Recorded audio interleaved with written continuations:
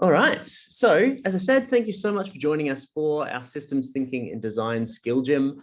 For those who haven't been to one of our skill gyms before, these are sessions where we explore a sort of area that we're really interested in, and we definitely take a sort of a non-expert approach, I think, to these skill gym sessions. It's not so much a workshop where we're sharing our wisdom with you.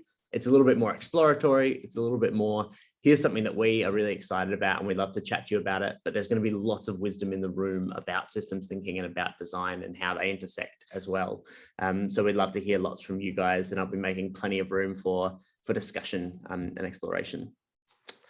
Before we go any further, I'd love to start the session by acknowledging that I'm joining you from the lands of the Whadjuk people of the Noongar Nation and pay my respects to their elders past and present. We're now sort of right in the thick of the season of Jilba. So some of these beautiful wildflowers coming out and some beautiful sunny weather finally. For those of you who are in Perth, we've been missing that beautiful sunshine, and we're getting a bit more of it now, which is really exciting. But a time of transition, heading into Jilba, heading into the sort of the Noongar springtime. As I said, my name is Matt Norman. I don't like spending too much time on this slide with my big face on it, but I am part of a team called Skills of the Modern Age. And for those who aren't as familiar with us, we are a design and innovation company. We do lots of kinds of workshops and capacity building programs, all of which are focused on the future of work and helping companies to do good through innovation. As I said, the Skill Gym series is one that we love to sort of bring our community in and really have a good chat with you guys about a sort of area that's really exciting to us, and systems thinking is definitely that. So we always love to keep things pretty interactive, and make sure that you guys have a chance to chat at Skills of the Modern Age. So before I do too much more talking, I want to give you guys a chance to chat to each other. And the way that we're going to do that to start with is by playing a round of our elevator pitch game. So for those who can you give me a quick hands up, either with your camera on or using the little hands up tool? Those of you who've played our elevator pitch before. Awesome. Couple of people, some of you are new to it. For those who haven't, it's probably more likely that you might have played Cards Against Humanity before, and you'll sort of see a bit of a similarity here. This is kind of our design version of Cards Against Humanity with the rude stuff taken out. So it's a more safe for work version. But the idea is you've got a black problem card and a white customer card. And your job is to come up with a fictional product, service, or solution that solves that particular problem for that particular customer. So the example here is getting the smell of onion off your breath for Elon Musk's personal assistant. My solution might be a little tin of mints in the shape of whatever rocket it is that Elon's building at the moment to try and get into space, so I can get the smell of onion off my breath, but at the same time, I'm impressing my boss by showing him that I'm repping our company product. And don't worry about Jeff, mate. It's all good. We'll get up there soon. So for you guys, you're going to have a chance in some small groups very soon to come up with some ideas for this combination here. So your problem is having a bad hair day, and your customer is Ariel from The Little Mermaid. And you're going to need to come up with a fictional product, service, or solution that solves, as I said, that particular problem for that particular customer. I'm going to open up some breakout rooms for you now. Are there any questions before I open up these breakout rooms about how the game works and what you need to do?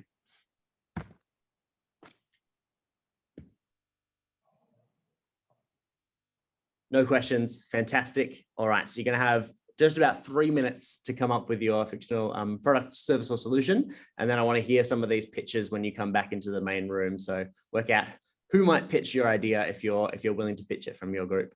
All right, I'll open up these rooms now and I'll see you soon.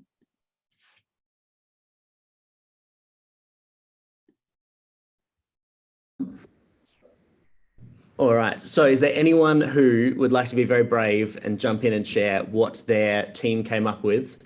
Remembering that the game is called Elevator Pitch. So the idea is you've got 30 seconds in the elevator to impress the boss with your idea. So keeping it nice and short and sharp for us. Who wants to jump in and share? I'll go first. I got volunteered by everyone. Well, James, you go for it, and then Oliver's put his hand up as well.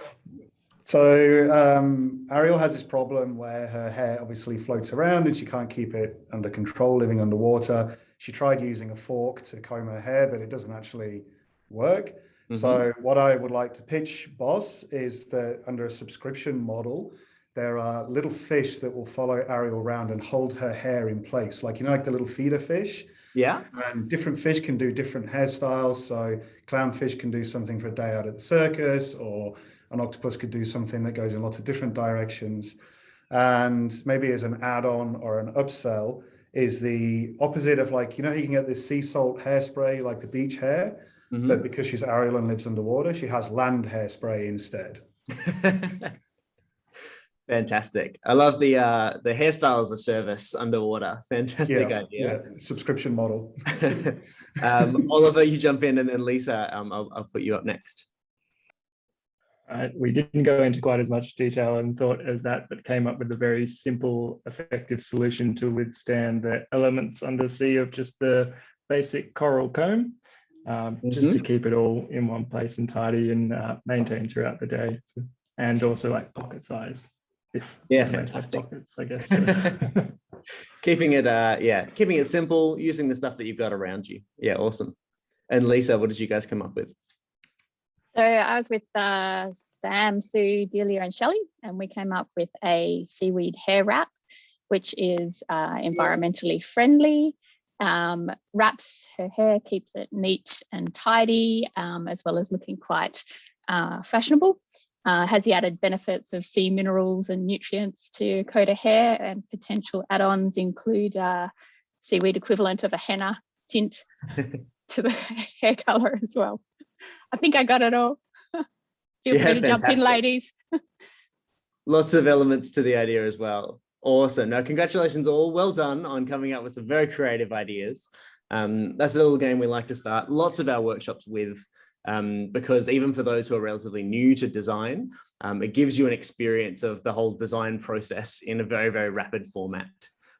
So for those of you who might not be as familiar with sort of design and design thinking, you've empathized with a customer and understood their needs. You've come up with a range of different creative ideas, and then you've even sort of prototyped and tested your idea by sharing it with the group in some groups' cases, and seeing how people react gives you a bit of a sense of whether you're on the right track or not. So we want to jump in and talk a little bit about systems thinking now, because some of you might be more familiar with design thinking, but systems thinking might be the new piece, or it might well be the other way around for you, depending on your background and sort of your familiarity with these ideas. But I'm going to jump in and talk a little bit about what we mean by systems thinking. And you guys will have a chance to jump in with some questions, and then there'll be some activities throughout the session for you guys to actually apply these ideas to some really concrete examples as well.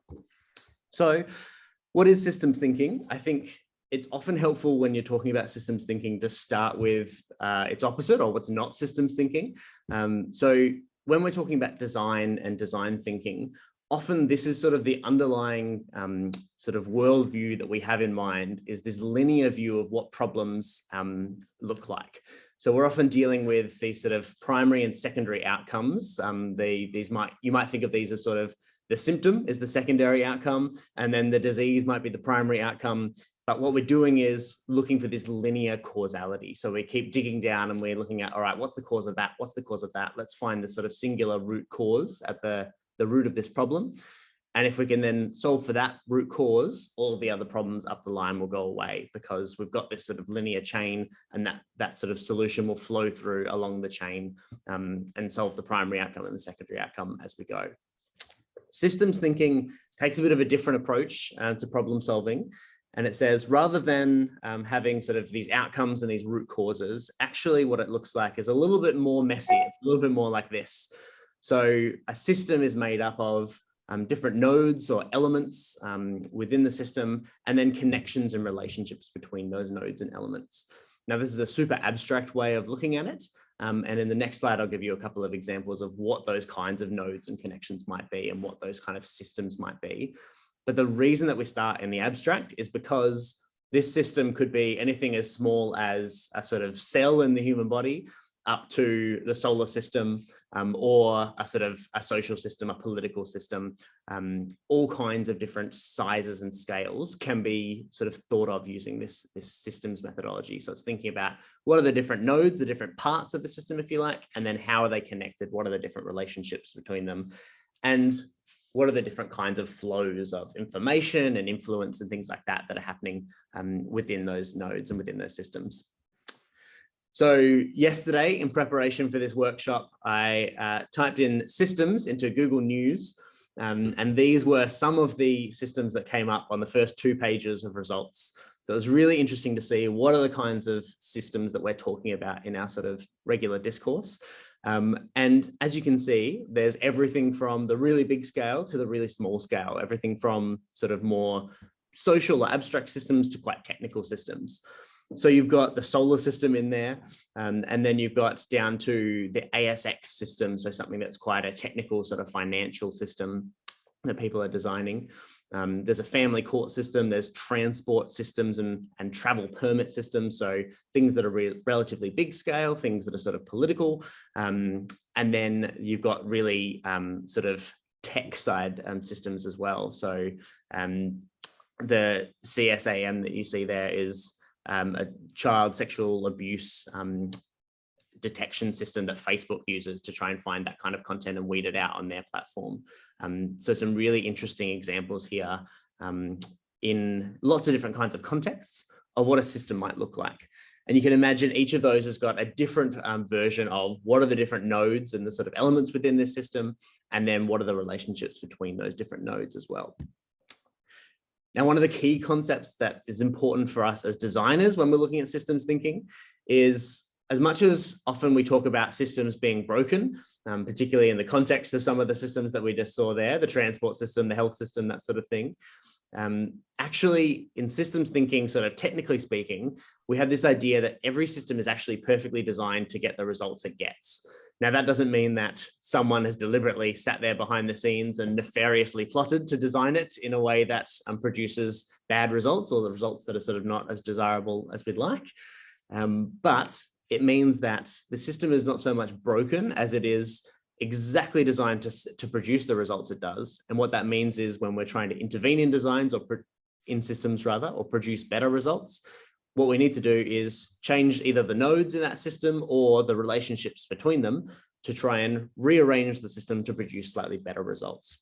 So any system is not necessarily broken, it can just be redesigned to produce better results. So some of the key insights there for us as designers when we're trying to use this in our sort of design work is that problems don't have these simple linear causes that we sort of often unwittingly sort of assume that they do, but actually they exist in these really complex systems. There's lots of causal interactions going on. There's lots of multiple causes for each thing, and then each thing that we're looking at is also causing other things in the system in lots of really complex loops. Which can be a little bit overwhelming, but it can also really help us to understand what's going on and what's sort of holding a system in place. And we'll talk about that shortly. It also means that problem-solving efforts in systems can have unintended consequences, because often what we do is we think that there's a really simple solution to this root cause that we've found that's going to sort of flow on through our linear causal chain that we've identified, and therefore we've solved the problem. But actually what often happens is that we just shift the problem to somewhere else in the system. So we solve a problem of, poverty in one place, and in solving that problem of poverty, we actually create an environmental problem because of the way that we've solved that is through sort of industrialized agriculture or whatever it might be. Or we solve a problem in the short term, but actually what it does is just shifts the problem in time rather than in space, and sort of creates more problems in the longer term.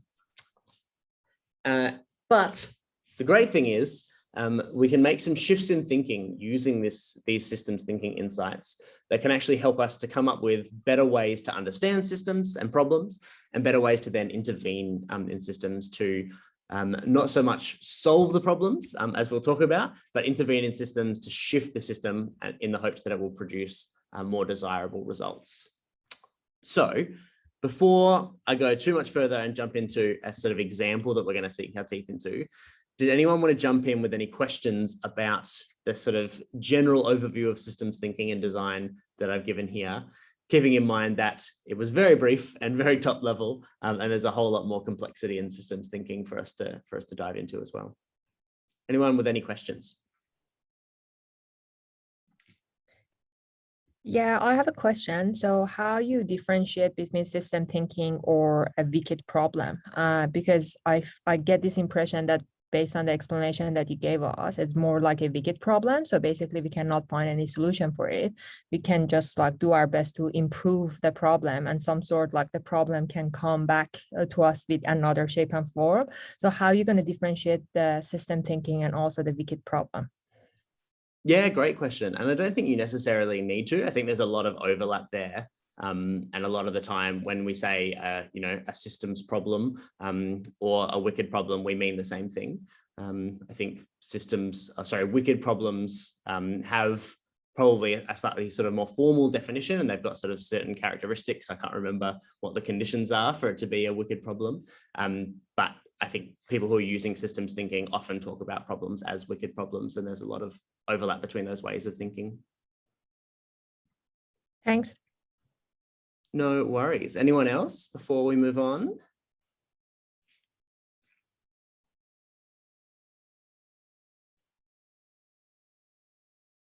Fantastic. All right, let's move on. What I want to do is give you guys a chance to actually, as you're learning about this application of systems thinking to design, start thinking through it in terms of a particular sort of case study or real world example. This is one of our online skill gyms, so I'm sure some of you will be from Perth or WA, where we're based at SOMA, but some of you might be from the eastern states as well. So this might ring very true for you. But our design challenge that I'm going to put in front of you for us to think about as a wicked problem, as a systems problem for this session is how might we improve mental health outcomes for Australians in lockdown? As you can imagine, a super important challenge across the last year and a half, but especially now as the eastern states are going through new rounds of lockdowns. These mental health outcomes and mental health systems in Australia are under a lot of strain, and it's a really, really important one, obviously for people's lives and also for the economy as well.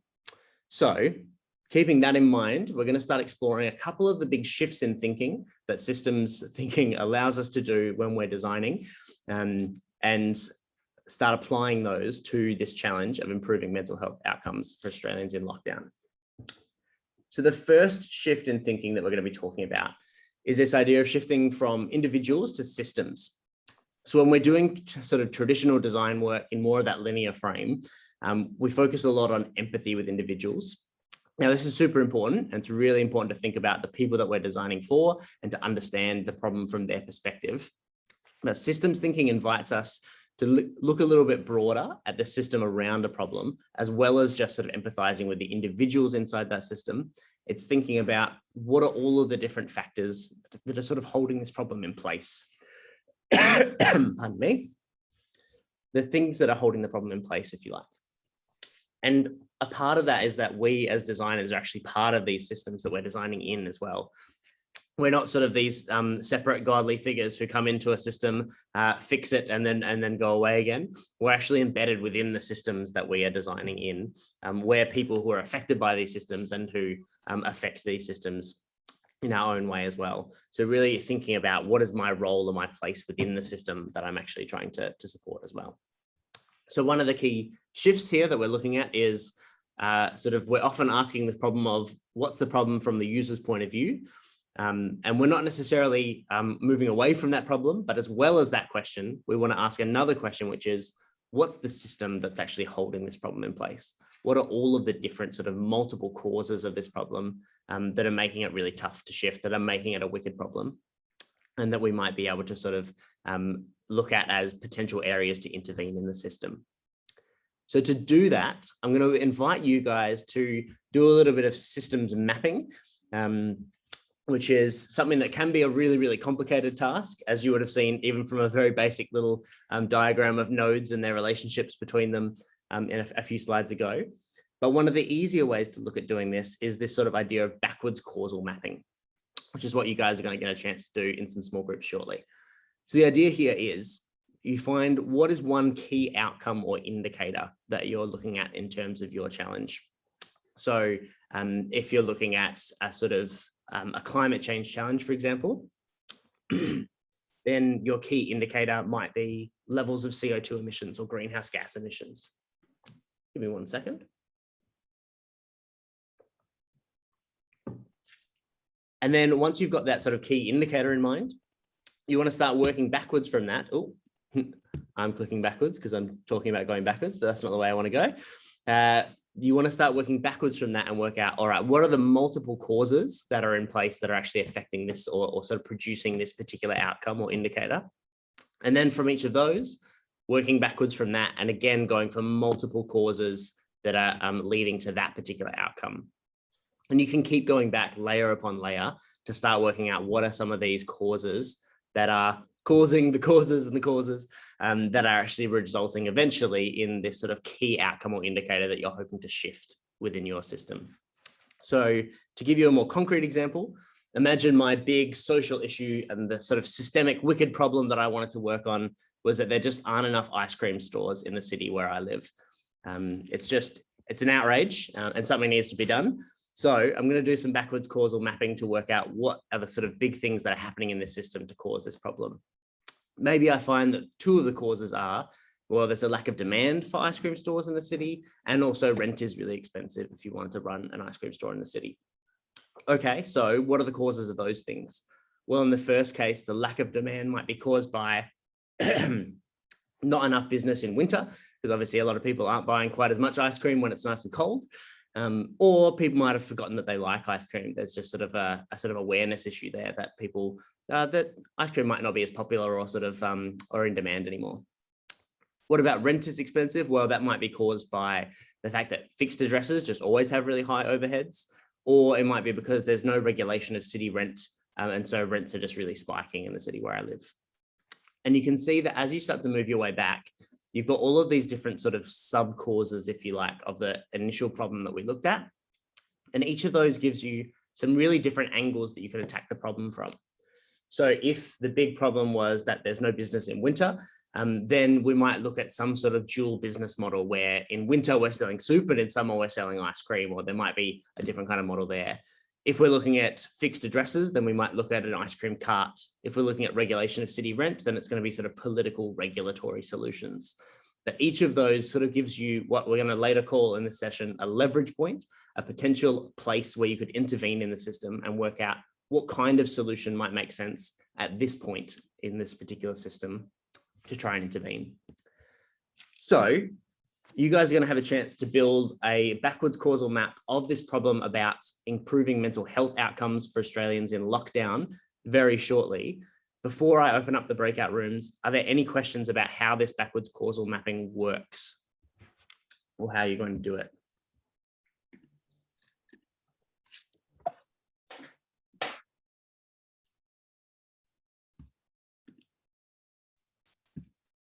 Matt, I've got a question. Oh, someone's got one. Sorry, a late entry.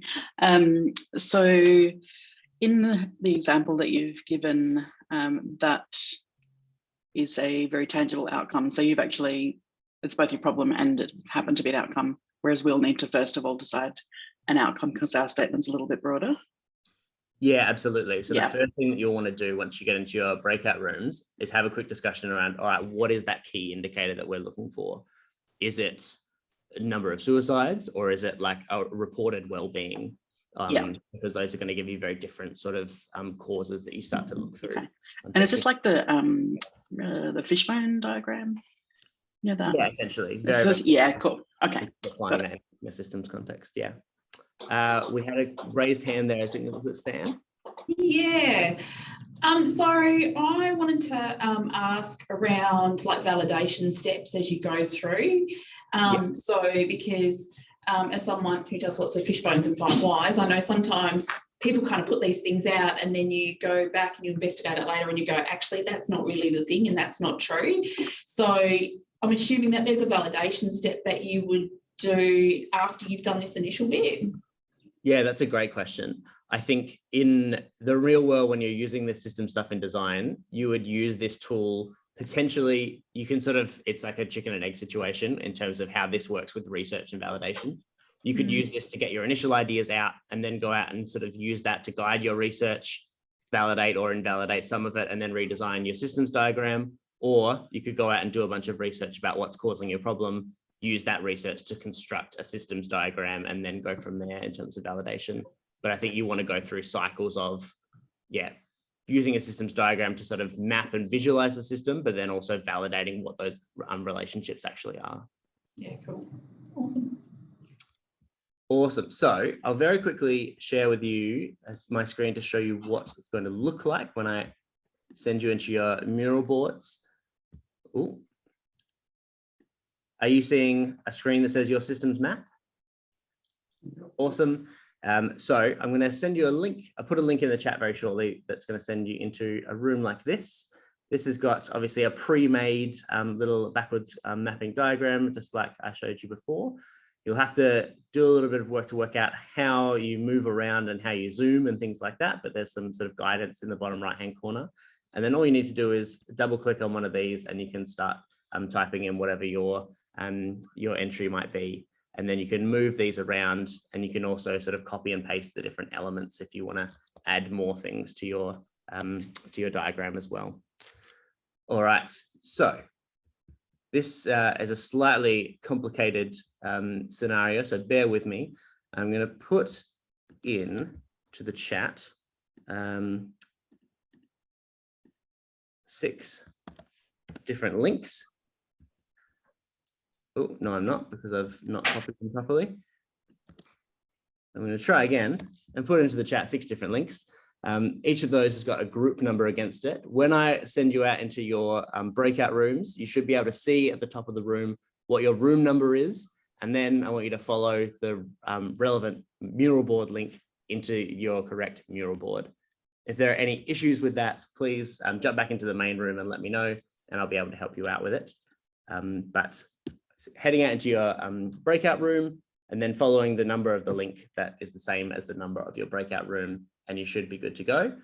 As I said, and as I think it was Mars pointed out, having a chat about what's that key outcome or indicator that you want to focus on, and then starting to build out what those causes are and the causes of those causes. You'll have just over 10 minutes to work on this in your teams. So it's pretty fast paced, as with most things in SOMA workshops. And we want to give you a chance to sort of play with this a bit and then come back and have a discussion about what that was like and what it helped you to sort of discover and understand about this challenge.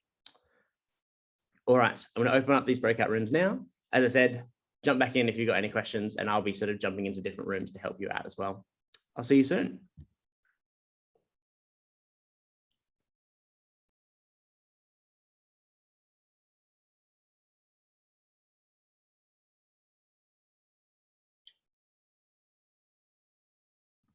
You're on mute, I guess. Thank you. Hopefully by now you've all solved the problems in our mental health system in Australia. So thanks for that. We'll forward this on to the government and see what they can do. But no, thank you very much. I ducked into a couple of different groups. Most of you, I didn't want to interrupt the conversations because there were some really great chats happening about both where to intervene and how some of those interventions might go wrong.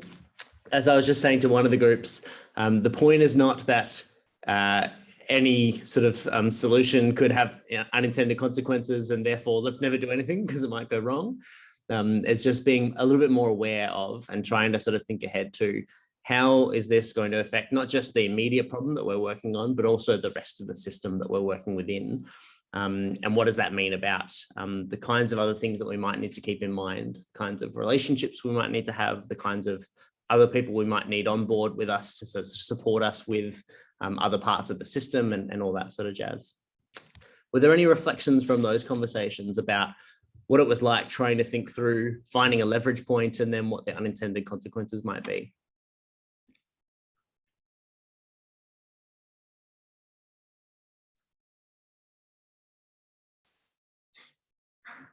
Jason, go for it.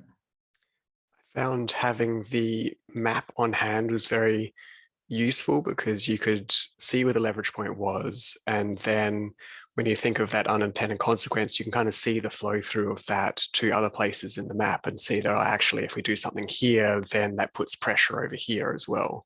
So I found that useful. Yeah, definitely. And as we spoke about, when you start to build those sort of more complex maps with all of the different interconnections and loops, and that can be really, really handy because it allows you to literally trace through the map. All right, like what might those impacts be? If I do X here, then how does that sort of flow through these different lines across to these different nodes? For sure. Anyone else? Georgie, go for it.